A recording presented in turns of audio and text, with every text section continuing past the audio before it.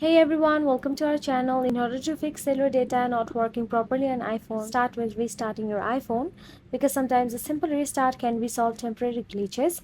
In order to do that, press and hold the power button, then drag the slider to power off your iPhone, and after your iPhone turns off, press and hold the power button again until the Apple logo appears to restart your device. After that, go to the settings in your mobile device. Inside settings, tap on the cellular. Now scroll till the bottom of the cellular and you will find the reset statistics option available there.